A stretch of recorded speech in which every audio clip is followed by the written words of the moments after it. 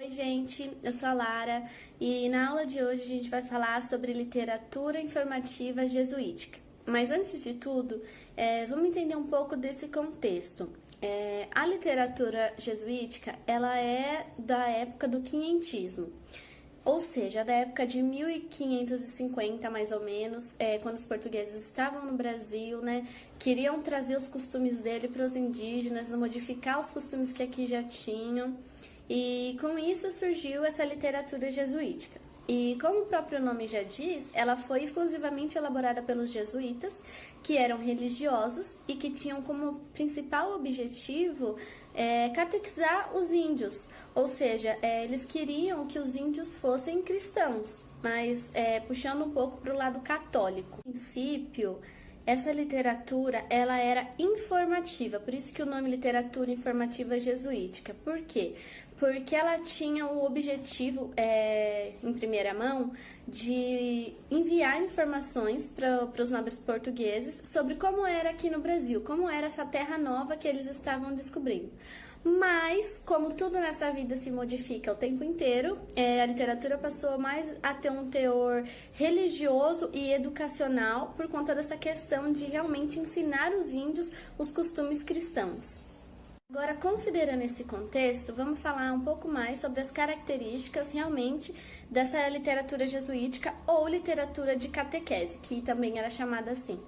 E o primeiro ponto importante a ser destacado é que, como ela uma literatura visada para o ensino, para ensinar os índios, como eu já disse aqui anteriormente, ela tinha uma linguagem mais clara, mais fácil de compreender, até porque os índios muitos não eram alfabetizados.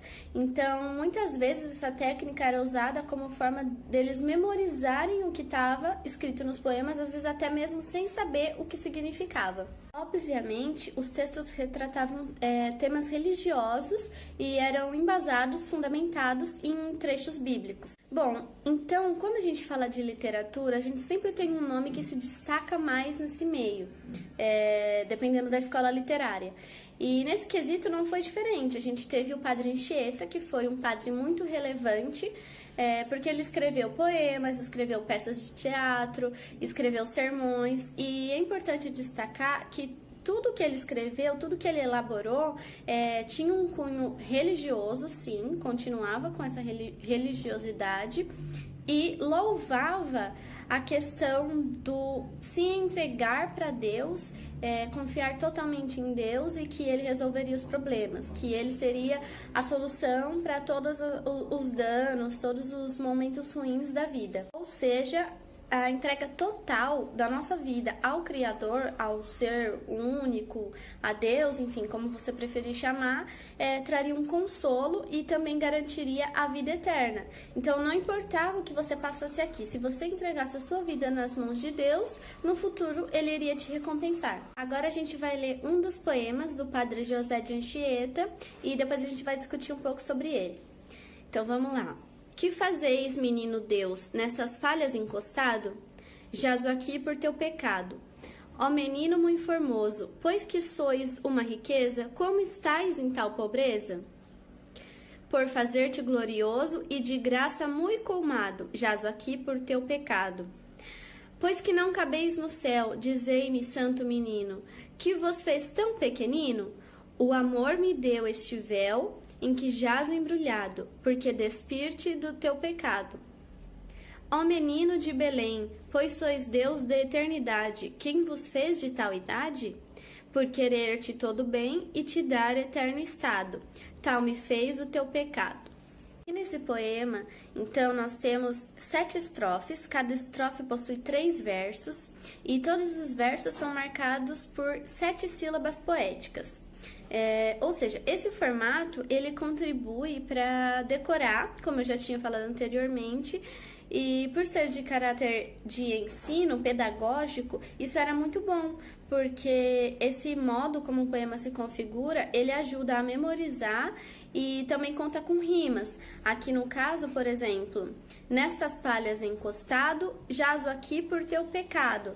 Então, a gente tem rima no segundo verso e no terceiro verso. Por exemplo, na próxima estrofe a gente tem: pois que sois suma riqueza, como estais em tal pobreza? Essa rima, ela traz um ritmo e também uma musicalidade para o poema. E além disso, a gente pode perceber que no tema fica muito claro que existe sim um Salvador e que ele se fez pobre, se fez pequeno para poder salvar a humanidade, que seria aqui no caso com quem ele dialoga, o Salvador e o interlocutor.